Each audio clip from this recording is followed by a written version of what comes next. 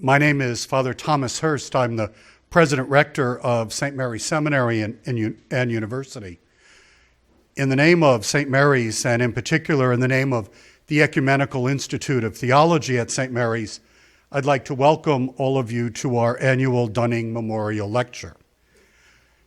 This lectureship was established with a gift by J. Fitzgerald Dunning almost 40 years ago, near the beginning of our Ecumenical Institute in 1968. Mr. Dunning was a graduate and then a longtime trustee of Johns Hopkins University. His pharmaceutical company was famous for the invention of mercurochrome in 1919. While I was not around in 1919 and in the 1950s when I was growing up, mercurochrome was a great salvation. When you got a small cut, of course, it also led to little kids decorating themselves in that peculiar color. We're very grateful to the Dunning family for the lectureship, which has brought scholars such as Jeffrey Wainwright, Walter Brueggemann, Yaroslav Pelikan, Monica Helwig, and Bishop N.T. Wright and James D.G. Dunn to St. Mary's. Tonight, the Dunning Lecture brings us a speaker who is a renowned theologian and who will speak to us on a topic which is theological, timely, and a challenge for our society and for believers alike. I would now like to invite Dr. Michael Gorman, the Dean of the Ecumenical Institute of Theology, to introduce our speaker this evening.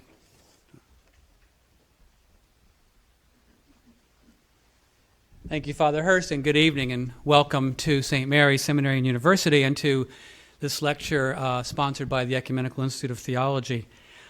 I always like to ask this question: how many of you are in the building for the first time? Would you raise your hands, please? Great. A special welcome to you. How many of you heard Dr. Hunsinger on YPR today? Anybody? Great crowd. It was a good interview, wasn't it? Very well. Well, all of you have at your seats a little information about the Ecumenical Institute of Theology. We're the evening program here at St. Mary's Seminary, open to people of a variety of faith traditions and exploring Christian theology and ecumenical relations and interfaith relations within the context of degree programs and courses and certificates. So if you're interested in that and have never explored us before, we have the information and also a table in the back with some of our staff and alums back there. You also have at your place a card that says if you'd like to be on our mailing list, to check it off, if you're on the mailing list but want a free DVD, there's three options there, but they all include a free DVD if you'd like of tonight's lecture. But you need to leave that card with us. There are baskets as you're leaving the hall this evening. We're especially grateful that you're here given the weather, and I know that that's tough in Baltimore. I think rain is worse than snow for Baltimoreans for driving. But there's also some competition tonight. There's another lecture in town, which doesn't happen very often, where there's two public lectures of an academic type at the same time. So we know some folks who would normally be here, are probably there. May I ask you, please, if you have a cell phone, to turn it off, or some other device, set it on vibrate or whatever. Our lecture this evening, in some sense, needs no introduction to those who are involved in theology and ethics at the academic and now also at the practical and political level. Dr. George Hunsinger is the Hazel McCord Professor of Systematic Theology at Princeton Theological Seminary, my alma mater, so I'm doubly happy that he is here this evening. As most of you know, he's the founder of the National Religious Campaign Against Torture and a leading voice, perhaps the leading religious voice on this subject in the country. His book, Torture is a Moral Issue, Christians, Jews, Muslims, and People of Conscience Speak Out, published last year, is beginning to generate conversation and additional concern from the religious communities and beyond.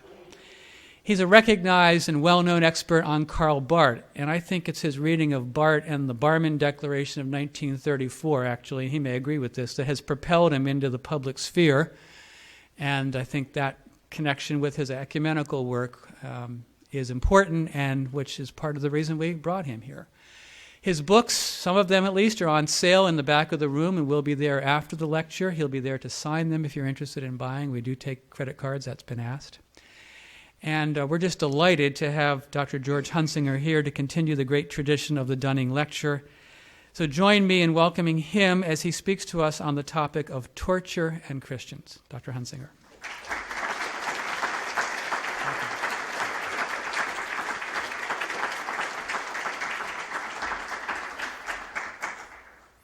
Well, Father Hurst, Dr. Gorman, thank you very much for your kind introduction. It's a real honor and privilege for me to be here, and I am very grateful for your warm hospitality. I was asked when I was back signing books there a few moments ago if I would say something first about how I got interested or involved in this question. I said a little bit about it on the radio today, but I'll say a little more now. I remember very vividly when I first saw those photographs from Abu Ghraib, and like anyone else, I was disturbed and distressed by them. But as time went on, I was even more concerned that there was not much of an outcry from the religious communities and from the churches. And I actually had a history of being concerned about this matter. And I thought, well, I'm only one person, but maybe with the contacts I have in where I live and work in Princeton, maybe I can try to put something together. So I have this image of myself as a kind of lonely figure walking down Nassau Street in Princeton on my way over to the Woodrow Wilson School, which is where they study politics and international affairs and so on, and making some contacts there that eventually led to a conference which led to the founding of the National Religious Campaign Against Torture. But I asked myself the Watergate question: what did I know, and when did I know it? And the earliest memory I could come up with took me back to the days when I was in seminary, and I remember reading a copy of Life magazine. I didn't read Life magazine very much. The only thing I can imagine was that I must have seen it at my parents' house during a visit in the summer, because I now own a copy of Life magazine from July 17, 1970, and that was the issue that had the photo essay on tiger cages in Vietnam. So I was already concerned about the Vietnam War, and I then realized that our government also was complicit somehow in torture. And off and on, as I look back, I can see that I read in this area from time to time. I read a book called Hidden Terrors by A.J. Langeth. I read Prisoner Without a Name, Cell Without a Number by Jacobo Timmerman. Various things. I mentioned more of them in my introduction to Torture as a Moral Issue, the book I edited. And there was nobody to talk about it with. I remember trying to bring this up with some people I thought, like people in clergy and laity concerned about Vietnam, but I was pretty much alone with these terrible memories or this terrible knowledge. And then a group was formed in the 1980s called American Christians for the Abolition of Torture, and I was asked to serve on the board, which I was glad to do. We were a small, inconsequential group. We didn't have any money. And when the Convention Against Torture was finally ratified by the U.S. Senate, that gave us a reason for going out of business. But I think one thing I don't say in the lecture that I'll just mention now, when that Convention Against Torture was ratified, which was a very good thing to do, nonetheless, what happened then has happened consistently before and since, and that is loopholes were left open. And the history of our government's involvement in torture is a history of loopholes. From the Church Committee and the Pike Committee back in the 1970s, right down to the most recent report that was issued by the Obama Task Force as a part of the executive orders that he signed in January of this year. And actually my group, the National Religious Campaign Against Torture, had something to do with those executive orders. I mean, don't ask me how this happened. I mean, It's pretty amazing to me that it's been an amazing experience for me to be in this process with so many unexpected turns of events. 4 years ago on this day, the National Religious Campaign Against Torture did not exist. And we're pretty much a faith-based organization, which means we don't have any money. But I helped lead a religious delegation that met with the Obama transition team, and they took our suggestions for that executive order, and I'll say something about the strengths and weaknesses of what those executive orders have meant up to this point in a moment. But I had a history of concern in this area, and when there was no outcry, I just couldn't bear it, actually, that maybe my children or my grandchildren would look back someday and the churches had remained silent. And I remembered, which is a quotation I put in the book, and it was mentioned on the radio today. I remembered, it stays with me, the saying from Martin Luther King, "A time comes when silence is betrayal."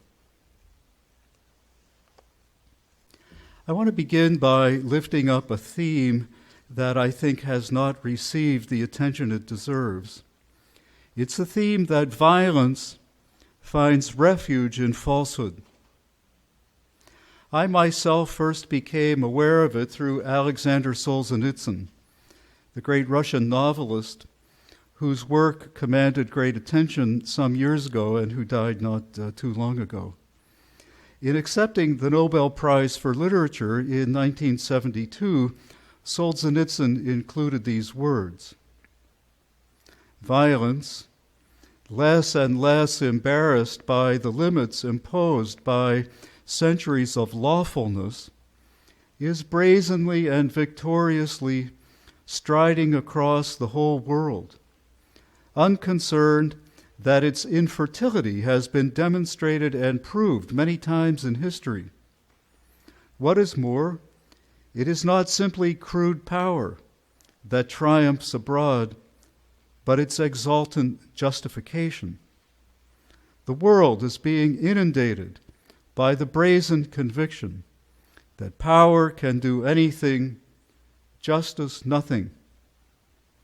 But let us not forget that violence does not live alone and is not capable of living alone. It is necessarily interwoven with falsehood.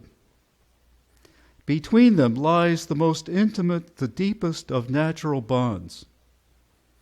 Violence finds its only refuge in falsehood. Falsehood, its only support in violence. Anyone who has once acclaimed violence as his method must inexorably choose falsehood as his principle. At its birth, violence acts openly and even with pride. But no sooner does it become strong, firmly established, than it senses the rarefaction, the thinning out, of the air around it. And it cannot continue to exist without descending into a fog of lies, clothing them in sweet talk. It does not always, not necessarily, openly throttle the throat. More often, it demands from its subjects only an oath of allegiance to falsehood, only complicity in falsehood. This connection was undoubtedly one that Solzhenitsyn had learned to make from bitter experience. But since he was a devout Christian, he would also have learned it from reading Scripture. We see it, for example, in Psalm 5. The Lord abhors the bloodthirsty and deceitful, for there is no truth in their mouths. Their hearts are destruction. Their throats are open graves. They flatter with their tongues. This theme is also evident in the prophets, for example, in Isaiah. For your hands are defiled with blood. Your lips have spoken lies. Their feet run to evil, and they rush to shed innocent blood. The way of peace they do not know, and there is no justice in their paths. Justice is turned back, and righteousness stands afar off, for truth has fallen in the public squares, and uprightness cannot answer. When we turn to the New Testament, we discover this theme in Romans 3, at the end of Paul's prolonged and almost unbearable indictment of human sinfulness. The apostle seals his case by quoting from the Psalms. Their throats are opened graves. They use their tongues to deceive. Their feet are swift to shed blood. Ruin and misery are in their paths. Allow me to give one last example. In the Gospel of John, just before Peter was again to lie by denying Jesus for the third time, we are unexpectedly reminded by the narrator that Peter had previously turned to violence by cutting off a man's ear with his sword. The clear implication, we might think, is that Christ himself is denied whenever lies lead his followers into violence, or whenever their crimes of violence are covered up and denied by lies, especially in the guise of pious falsehoods.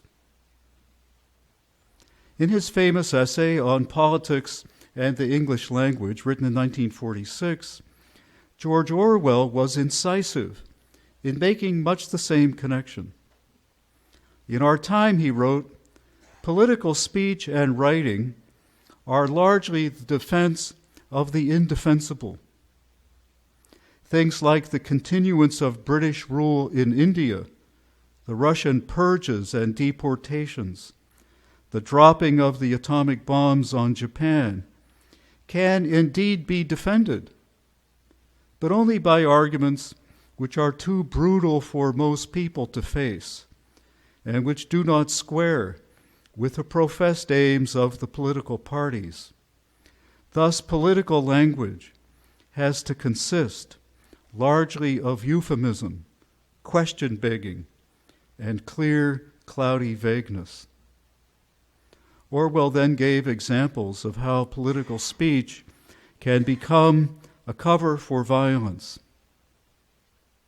Defenseless villages are bombarded from the air, the inhabitants driven out into the countryside, the cattle machine-gunned, the huts set on fire with incendiary bullets.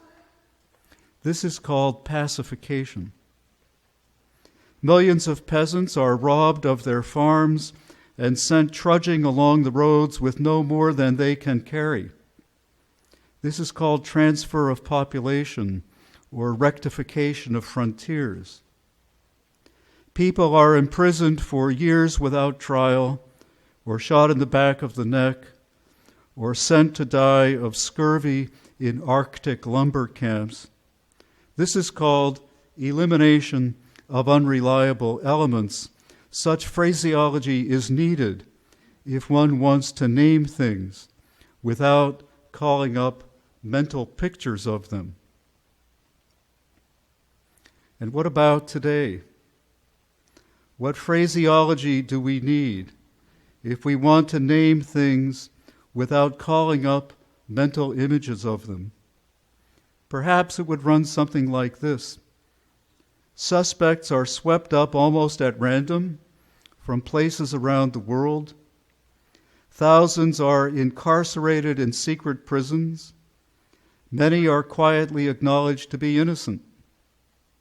Some of them are rendered to countries where they undergo unspeakable treatment and may never be heard of again. Others are subjected to so-called enhanced interrogation techniques by sources closer to home. No useful information is extracted that could not be obtained by other means. Those subjected to extreme interrogation, whether guilty or innocent, are forever mentally and emotionally maimed. This is called taking the offensive against terrorist brutality. No charges are brought against people detained without trial for years, as habeas corpus is brushed aside. Outrages upon human dignity are perpetrated, while Geneva Conventions are dismissed as quaint. Due process is manipulated in military tribunals behind the scenes to ensure that there will be no acquittals. Evidence obtained by coercion and torture is deemed admissible in court. Prisoners facing execution are denied access to lawyers, and then once they get lawyers, to the evidence against them. This is called fighting terror while upholding the rule of law. A generation of Arabs and Muslims is radicalized against us by graphic evidence of humiliation and abuse.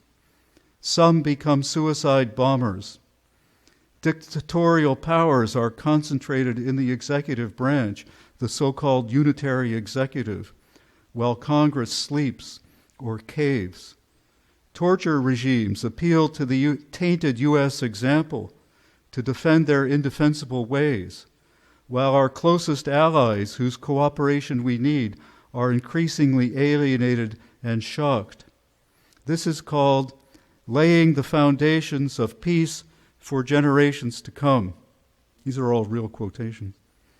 Political language, concluded Orwell, and with variations, this is true of all political parties, is designed to make lies sound truthful and murder respectable, and to give an appearance of solidity to pure wind. Even Obama's executive orders, as he signed them on his first day in office, are not unambiguous. They leave us with a time for hope, but also concern. His executive orders were to close Guantanamo, to end harsh interrogations, and to abolish secret prisons, all of which I applaud. They represent a huge step forward and are cause for rejoicing. They go a long way toward putting an end to the lawlessness of the past and to restoring our country to decency. High-ranking officials from the outgoing administration openly acknowledged before they left that a policy of torture had been implemented in the so-called war on terror. Nevertheless, although the new executive orders are encouraging, they still leave room for concern. The president's decision to shut down Guantanamo is, for me and for many of us here, I'm sure, most welcome. Yet it is not only lacking in detail, but also allows too much time for its implementation. And it now seems as if the January deadline for 2010, which the president set, will not be met. I think Guantanamo should be closed in less than a year. The many men who can go home should be immediately repatriated. Safe havens must be found for the others who would face torture or persecution if sent back. A handful, and by all accounts it is only a handful, will need to be tried, I think, in domestic courts. Closing the CIA black sites is also enormously important. Secret prisons have no place in a democratic society. Their only purpose is to get around the Geneva Conventions and other laws so that torture and abuse can be carried out. No option should be left open for reviving those sites. They're actually crime sites, and they're not being opened up to independent investigation. Establishing a single standard for interrogation, also promulgated in principle, is essential if torture is to be flushed out of our system. One of the executive orders proposes to do this on the basis of the Army Field Manual. Nevertheless, serious ambiguities remain. First, a disturbing loophole, yet again, is left by establishing a task force mandated to review this single standard in order to determine whether exceptions should still be made for the CIA. I'll come back to this. Second, the field manual itself contains a notorious Appendix M added in 2006, in which interrogation techniques are permitted that would qualify as cruel, inhuman, and degrading treatment under the Geneva Conventions. Future efforts must be aimed either at eliminating this appendix or simply letting the Geneva Conventions stand as the sole standard to which all U.S. interrogations, whether by military or intelligence agencies, must conform.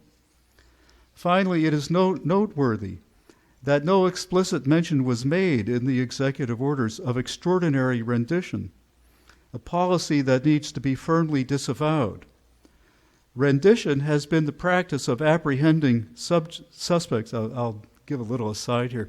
I remember writing a statement early on, and I had to revise it because some of the people I wanted to sign it told me that I should not refer to rendition, extraordinary rendition, as kidnapping. And I read something today where it's finally sort of out there and acknowledged that we can think of this extraordinary rendition as a form of kidnapping. People are just apprehended off the streets, often innocent people. Maher Arar from Canada, he was the Time Magazine, Canadian Time Magazine Person of the Year a few years back. He was a Syrian citizen living in Canada, was sent off and tortured for months and is now barely coping. And there are other cases like this of innocent people who were kidnapped in this way on the basis of mistaken identity, as if that mattered, tortured and then spewed out, sending them to countries where it is known that they will be tortured and abused. No mention of this was made in the executive orders. The U.S., I think, needs to apologize for this horrendous practice and to offer reparations. Is that so unheard of? Is that so impossible to offer reparations, especially in those cases where it has been shown that the suspect was actually innocent, as Canada did for Maher Arar? They awarded him millions of dollars in damages, and to this day the U.S. will not allow him in this country to appear before a congressional committee. While the tone of President Obama's remarks at the signing was heartening, his silence on rendition still left a glaring hole. Strong pressures, both openly and behind the scenes, circumvent these new measures at their best, and these strong pressures, I think, are to be expected. They will come from right-wing sources and agencies like the CIA. For the past 50 years, the history of U.S. involvement in torture, beginning at least with Vietnam, has been the history of loopholes for the CIA. Since the signing of the executive orders, the record of the new administration has continued to be mixed. Important memos have been released that only add to the pressure for investigating the full scope of the previous administration's torture program. But it would be a mistake, as I'm suggesting, to think that this problem began only with the previous administration. A report of the International Committee of the Red Cross has been leaked the past summer, depicting in horrid detail the forms of torture. The word torture can no longer be evaded, to which terrorist suspects were subjected by our government. Yet as of that time, the administration has resisted all calls for investigation and prosecution, or only half-heartedly complied with them. We're told that we have to move forward instead of looking back. Furthermore, invoking state secrecy, the new administration has attempted to shield illegal spying programs from judicial review. It has argued that suspects abducted and rendered to Bagram in Afghanistan have no rights of any kind. And what good will it do if we close down Guantanamo but continue these practices far away at Bagram Air Force Base and other detention sites in Afghanistan? The new director of the CIA, Panetta, has announced a policy of blanket amnesty for those who committed grave violations of domestic and international law. Many officials implicated in the now suspended torture program still hold positions, notably in the CIA and elsewhere in high places. A fierce power struggle rages just behind the scenes. Much still hangs in the balance. So contrary to the impression that many people have that the problem has been solved, I'm suggesting that we still have a long way to go. 3 developments in August of this year indicated the dimensions of this power struggle behind the scenes. First, a heavily redacted report written by the CIA's Inspector General was released. Although it revealed much that was not previously known, roughly 1/3 was blacked out, 35 of 109 pages. Not formerly disclosed was that prisoners held in secret detention were subjected, in direct violation of domestic and international law, to mock executions and terrorized with electric drills. Threats were made that their children would be tortured and their mothers raped. And by the way, I'm sorry to say, I think the worst revelations are yet to come. And we're going to learn eventually some heartrending things about the way women and children have been treated in this torture program. While still unclear, troubling evidence exists that some of these threats may not have been idle.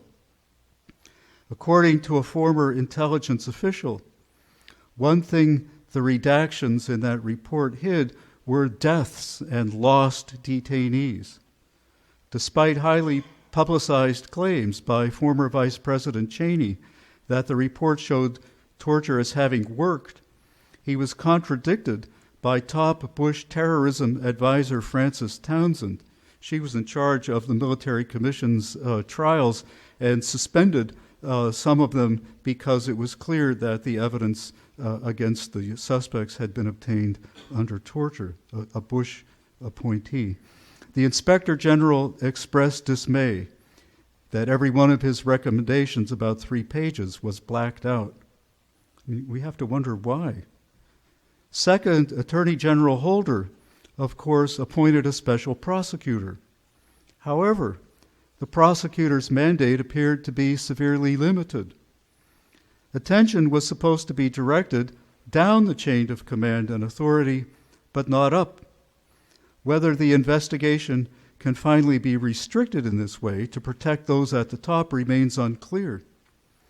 On the apparent regime of semi-accountability, as one commentator has dubbed it, Dahlia Litwick, a legal commentator, she says that the door has been left wide open, and this is what worries me and my comrades, my compatriots in the anti-torture movement. The door has been left wide open for reinstating the torture program in the future. Pretending we are investigating and curtailing a torture program, she says, isn't all that different from pretending that we didn't torture in the first place. Finally, the special task force created by the President's executive orders in January issued its report this summer. The task force concluded that the Army Field Manual provided adequate guidance for military and other interrogators. But the report failed to state, as I have suggested, that the field manual allows for certain abusive techniques that are tantamount to torture, especially when used in isolation, and these are spelled out in Appendix M. These techniques include prolonged isolation, sleep deprivation. A person can be subjected to sleep deprivation in the form of 4 hours of sleep only for 30 days on end before you have to get it reauthorized. Partial sensory deprivation, stress position, and the use of drugs. In combination, so-called techniques like this are severely traumatizing to the person who undergoes them. This is sometimes called torture light, but I believe there is no such thing as torture light, that this kind of torture doesn't leave any marks, doesn't leave any scars, but people who undergo these forms of deprivation are, over a period of time, are damaged for life. Jose Padilla, for example, an American citizen who was kept in solitary confinement and subjected to sensory deprivation. He had to wear earphones that blocked out sound and goggles that blocked out sight for long periods of time. His lawyer tells us that he's now a vegetable. He may be guilty of real crimes, but this is cruel and unusual punishment. The task force also endorsed the use of renditions in a supposedly more regulated form than had been known in recent years. But renditions were not absolutely eliminated. As psychologist and anti-torture activist David Kay has observed, the Special Task Force recommendations, these recent ones, are a defeat for organizations which called for the removal of Appendix M from the Army Field Manual and an end to extraordinary renditions. It is a victory for the version of Bush Light that is being assembled in the new Democratic administration. So, I'm afraid you have to follow these things closely, as I do, in order to read the fine print and realize that more is going on in these cases than meets the eye. One last point.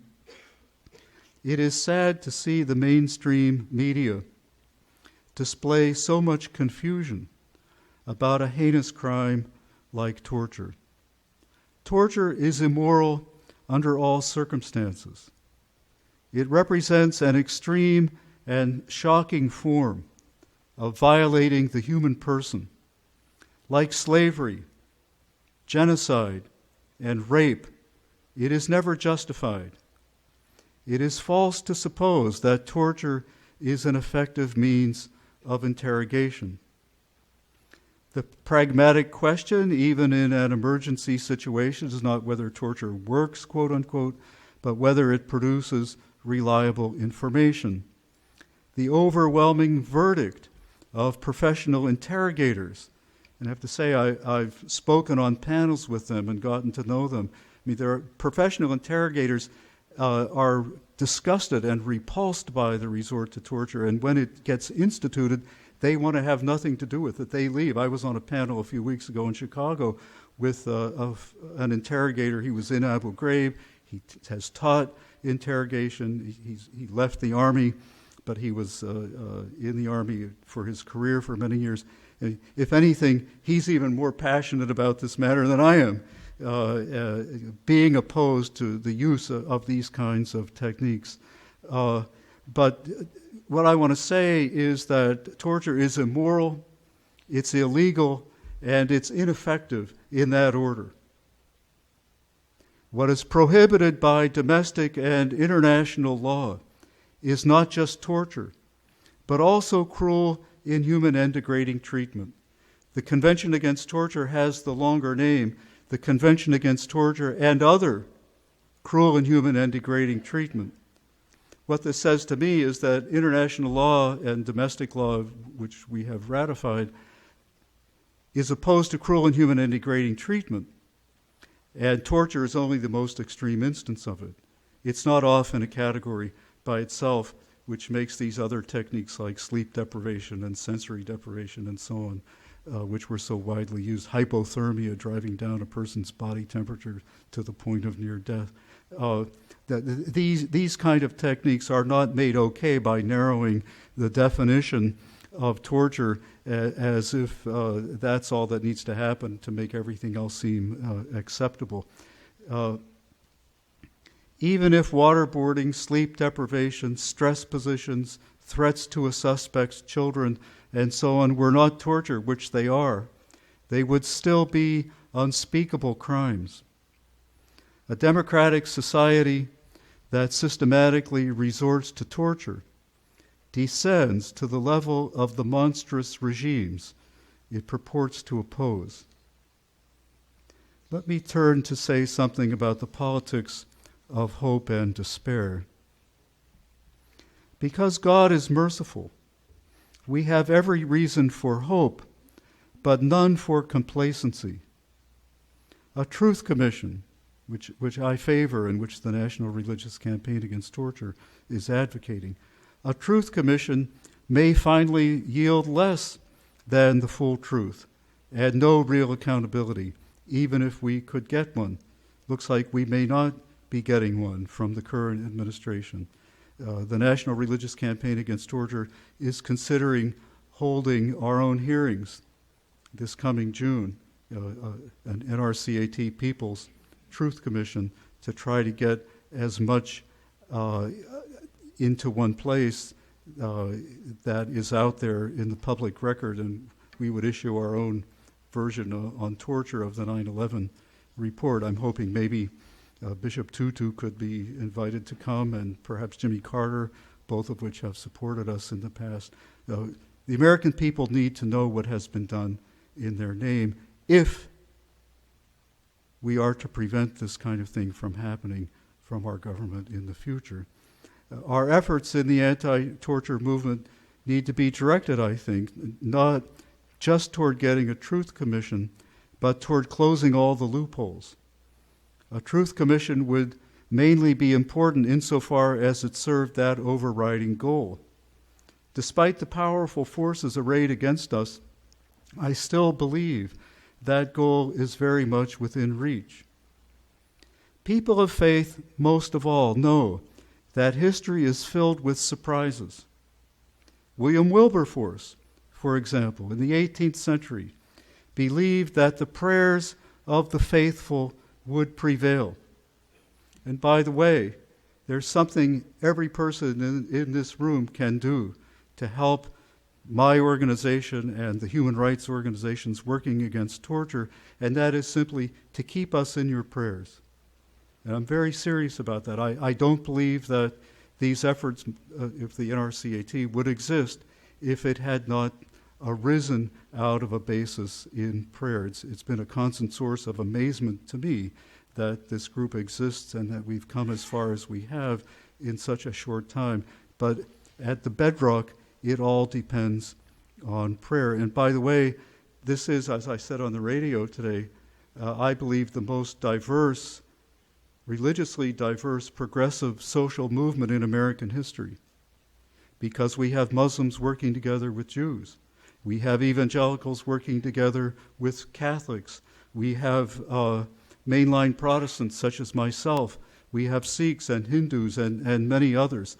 Our religious differences remain, but we all agree that the fundamental dignity of the human person is sacred and cannot be subjected to the kind of violation that torture and abuse, as we have come to see it, represents. William Wilberforce, who Scott Horton, a human rights lawyer, has called the progenitor of the global human rights movement, struggled not only against slavery in the 18th century, but also, as is less well known, against torture. He learned from years of hard struggle, and if you want to know what that was like, take a look at that movie, Amazing Grace, and see the absurd arguments that were put forward in Parliament in favor of slavery. I mean, they seem almost laughable to us today, but they're the very same kind of arguments that we hear now in favor of torture. The more things change, the more they stay the same. Wilberforce almost single-handedly persevered and was a deep person of prayer. And he learned from years of hard struggle that prayer and work were inseparable. And he believed, against all appearances, that prayer and work would finally win through. And in the 18th century, they did prevail. Those of us in the religious anti-torture movement today are, I like to think, heirs of the Wilberforce tradition. The hungry need bread, wrote Dietrich Bonhoeffer, and the homeless need a roof. The oppressed need justice, and the lonely need fellowship. The undisciplined need order, and the slave needs freedom. Bonhoeffer continued, to allow the hungry to remain hungry would be blasphemy against God and one's neighbor.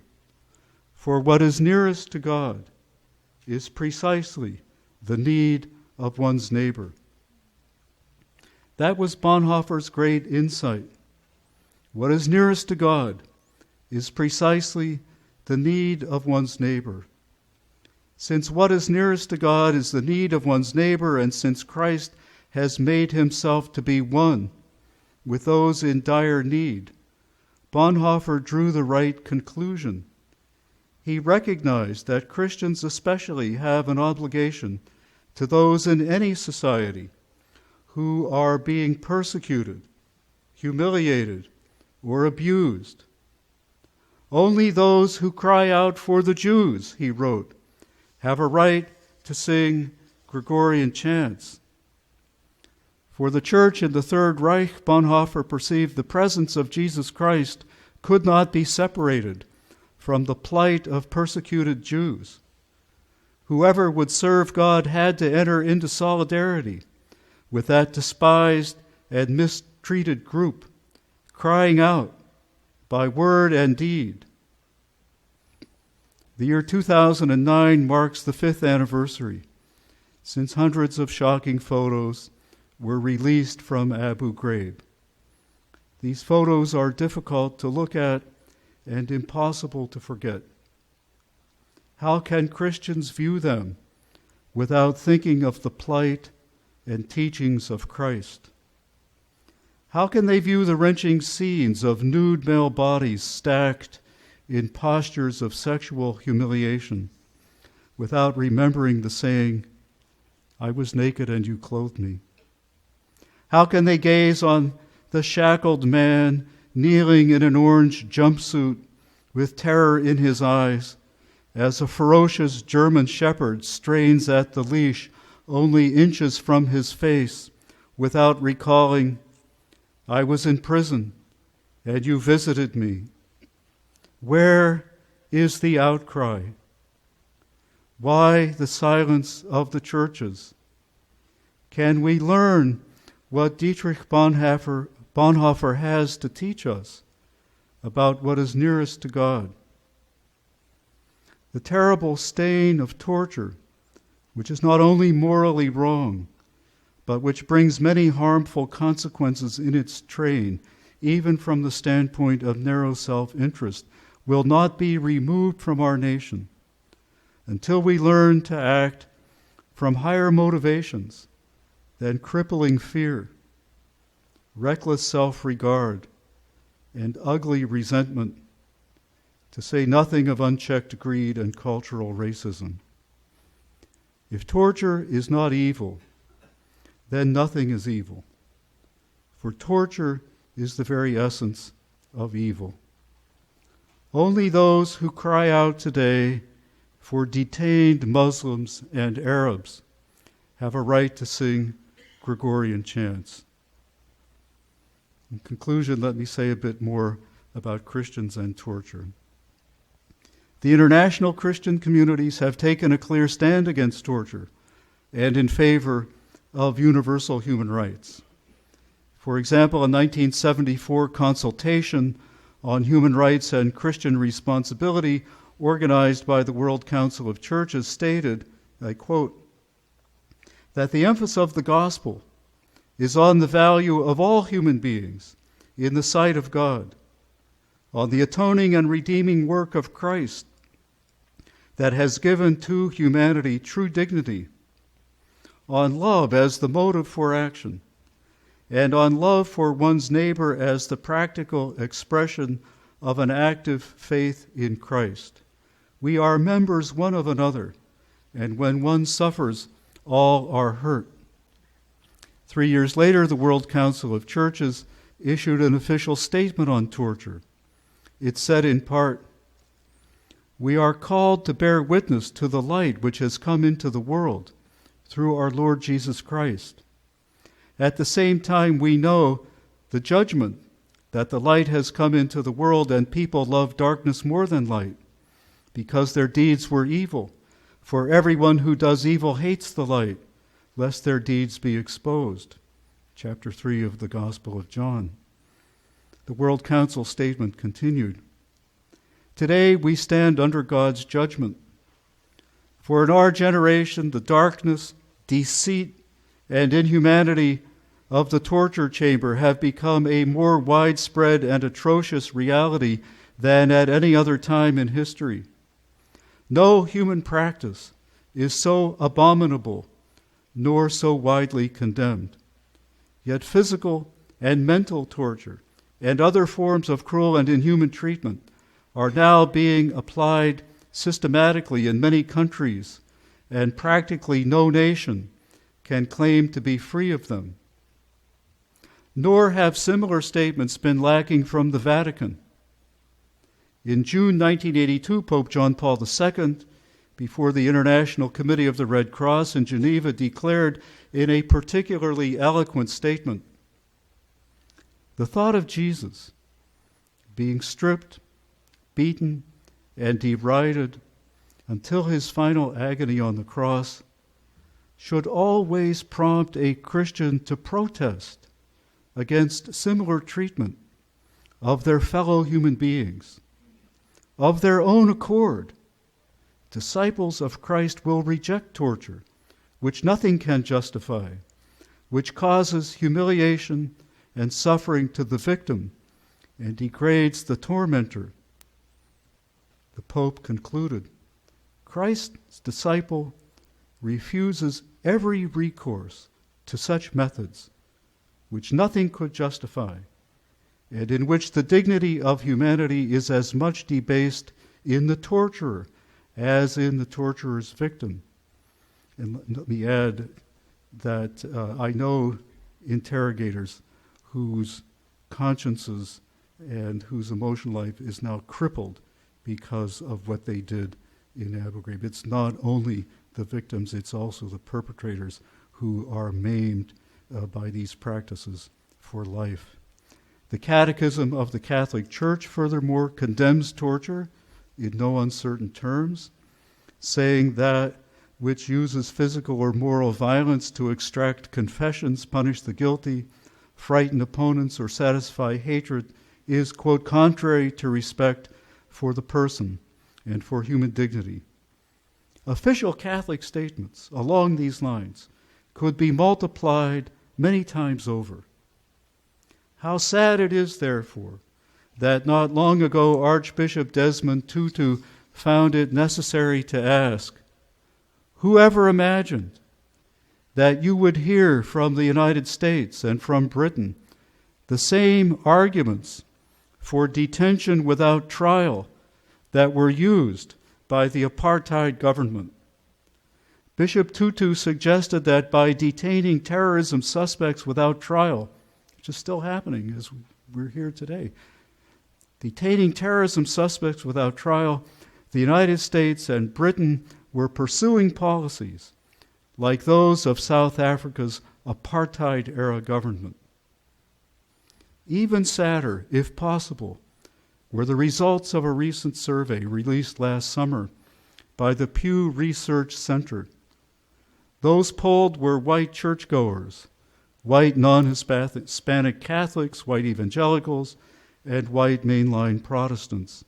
Among those who attended church regularly, a majority of 54% responded that torture could be justified.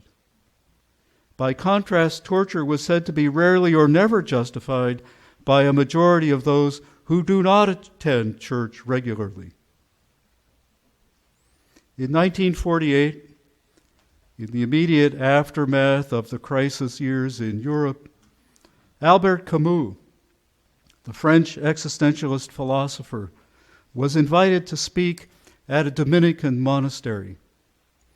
The friars wanted him to address them about how an unbeliever viewed Christians in light of the years that had just passed.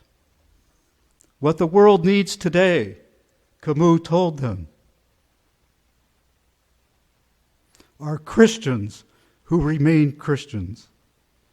He continued, "For a long time, during those frightful years, I waited for a great voice to speak up in Rome. I, an unbeliever, precisely, for I knew that the Spirit would be lost if it did not utter a cry of condemnation. It has been explained to me since that the condemnation was indeed voiced, but that it was in the style of encyclicals, which is not all that clear. The condemnation was voiced and it was not understood. Who could fail to see where the fault lies in this case? Camus then issued an unforgettable appeal. What the world expects of Christians is that Christians should speak out, loud and clear, that they should voice their condemnation in such a way that never a doubt, never the slightest doubt, could arise in the heart of the simplest person, that they should get away from abstraction and confront the blood-stained face history has taken on today. What Camus voiced more than 60 years ago has lost none of its urgency today. The crisis of our national descent into torture is for our churches supremely a crisis of faith. If Camus was right about what the world expects of Christians, then how much more must be expected of them, and not just by the world today? Thank you.